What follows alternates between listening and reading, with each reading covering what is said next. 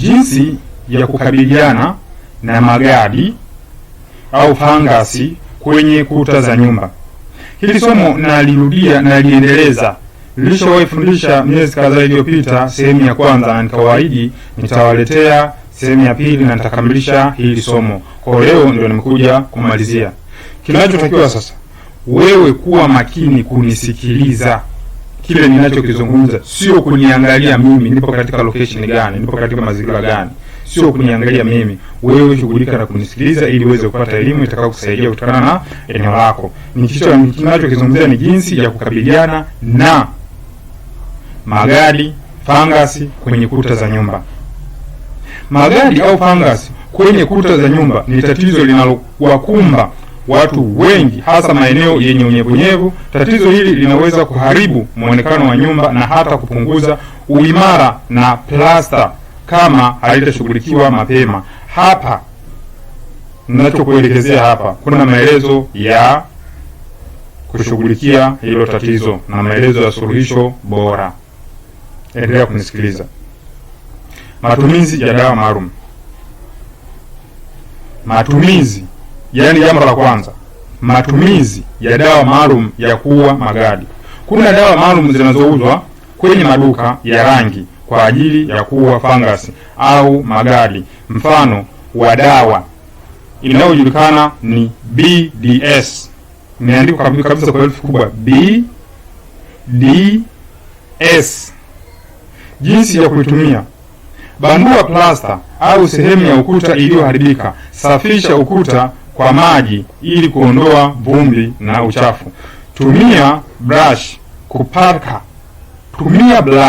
kupaka dawa hiyo kwenye ukuta. Acha ikauke vizuri kawaida hadi siku inayofuata. Yaani ukifanya kazi leo, iache ikauke mpaka siku inayofuata. Baada ya hapo unaweza kupiga plasta upya. Dawa hizi hupatikana kwenye maduka ya rangi, mara nyingi kwenye ndoo ya lita 10 au lita 20. Ndizo ambazo mimi nimeziona na nizitumia zikiwa katika ujazo huo. Kwa hiyo kama kuna nyingine ambazo zinapatikana kwa ujazo tofauti na huo, hizo sizifahamu. 2. Kuchagua aina bora ya tofali. Kwa upande wa gharama na ubora, mara nyingi tofali za kuchoma huwa bora zaidi kuliko block. Kwa mfano, tofali ya kuchoma takriban shilingi 200.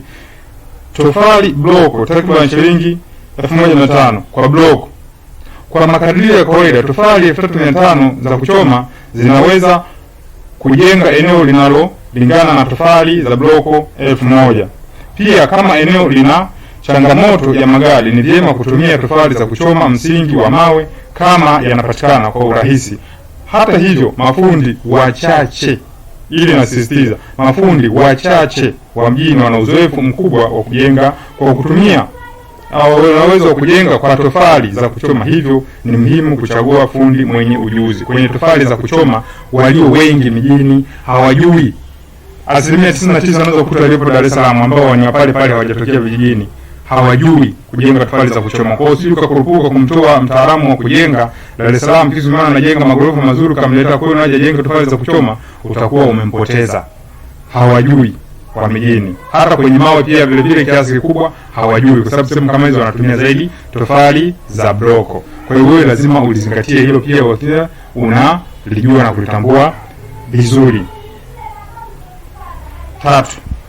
Mfumo wa kuondoa maji karibu na nyumba. Mfumo wa kuondoa maji karibu na nyumba. Maji yanayotuama karibu na nyumba ndio chanzo kikubwa cha magadi. Hakikisha unafanya hatua hizi. Hizi hatua ni kuweka mwinuko, kuzunguka nyumba. Unaweza kumwaga zege. Hiyo ni moja kitu cha kuweza kudhibiti ile maji yasitoke katika nyumba. Unaweza kumwaga zege, kuzunguka nyumba yote, upana angalau wa sentimita 60 mpaka 100. Sentimita 60 mpaka mita 1, au unaweza kumwaga zaidi ya hapo. Hicho ni kiwango cha chini, lakini ukiweza zaidi hapo itakuwa ni bora zaidi. Njia nyingine ni kufunga gata, mifereji ya maji juu kwenye mapaa kule, kwenye bati kule anaposhusha maji, ili maji yaweze kuelezea pande moja. Kwa hiyo unafunga gata kuzuia maji ya mvua kumwagika moja kwa moja kwenye ukuta. 4. Matumizi ya waterproofing. Baada ya matengenezo ya ukuta, changanya wallput na waterproofing powder kabla ya kufanya skimming, kabla ya kupaka rangi, tumia waterproof primer, kisha tumia rangi. Hii ndio ile jina hili, sije mkalichanganya. Kabla ya kupaka rangi, tumia waterproof primer, kisha tumia rangi ya nje kama weather guards. Hatua hizi husaidia kulinda ukuta dhidi ya unyevu. Kwa hiyo hivi ni vitu tunavyoendelea kuelezea, hakika unavizingatia na unavikariri. Sio angalie video kurupuka kunipigia wakati nimesha kuelezea, mimi sitakupa msaada. Hii video ndio kazi yake hiyo. 5. Suluhisho nafuu kwa maeneo yenye magadi. Kwa baadhi ya maeneo yenye magadi, suluhisho rahisi na nafuu ni kutumia minute decor kuanzia level ya msingi hadi finishing. Kwenye kuta za nje inaweza kuchanganywa na waterproofing powder. Hii husaidia kupunguza uwezekano wa kuta kubanduka au kushambuliwa na magadi. Hapo nadhani unaelewa vizuri. Nimekwambia usiangalie location iliyopo mimi. Muda wa kutoa video umefika, mazingira yaliyopo ni mabaya, lakini lazima elimu ifike, sio nifike mimi. 6. Kulinda msingi na kuta za ndani. Tumia vigae nikimaanisha marumaru au tiles. Tumia vigae kwenye msingi ili kuzuia maji kupanda kutani. Sehemu zenye magadi ni muhimu kuweka skirting tiles. Kama uwezo wa kifedha ni mdogo, unaweza kutumia fisherboard, mbao za mapambo, kama mbadala wa skirting tiles. Hizi najua skirting tiles wanajua, lakini utakuwa unajiuliza wanapigaje mbao hiyo kama skirting? Hiyo mfumo ipo, hata mwenyewe shawifanya na ijua vizuri jinsi ambavyo inafanyika. Ni gharama nafuu, ila zinawahi kuoza tofauti na kutumia marumaru zenyewe. Kumbuka, hata ukitumia vifaa bora kiasi gani, mfumo wa kuondoa maji karibu na nyumba ni muhimu sana, kwa sababu maji ndio chanzo kikuu cha kusababisha magadi kwenye kuta. Maji ndio chanzo kikuu ambacho chenyewe ndio lazima huwa kinasababisha maji hayo, yanaweza kusababisha hayo matatizo kwenye ukuta. Kwa hiyo kinasababisha magadi, unyevunyevu, kama ni eneo la chumvi, yote yanaweza kuleta pale. Wasiliana na mjenzi wa nyumba TZ. Huyo utakayewasiliana naye, yani wewe ukiwa umepiga au umetuma message, unayemuona hapa, unayeongea naye hapa, ndio yeye pekee anayeweza kupokea hizo simu na sio vitu vingine. Kwa hiyo wasiliana na mjenzi wa nyumba TZ. Ikiwa unahitaji ramani bora za nyumba, unazipata. Ushauri wa kitaalamu wa ujenzi.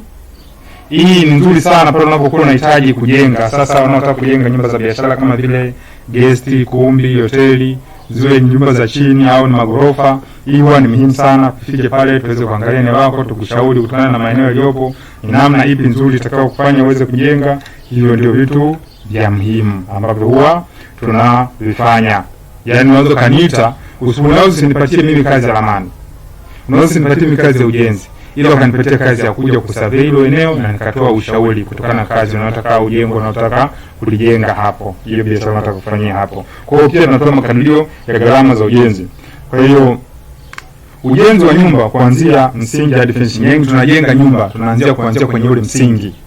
Yaani tunachora ramani, tutakujengea msingi, tutajenga boma, tunapaua, tunafunga zile, tunapiga blendering, kisha tunafunga gypsum board, tutapiga plaster vizuri kabisa, tutaskim, tutapaka rangi na tutakujengea na tiles. Tiles ndio hizi vigae au marumaru, ni kitu kimoja. Hivyo yani mawasiliano yangu ni 07 12 93 70 90. Hii ni kwa njia ya message za kawaida na simu ya kawaida, na WhatsApp ni 07 65 93 70 90. Hii ni WhatsApp na Telegram. Nipo online, nipigie masaa 24 ili uweze kupata suluhisho la matatizo kama haya. Asante sana kunisikiliza na karibu tena kwa elimu zaidi na zaidi. Shukrani.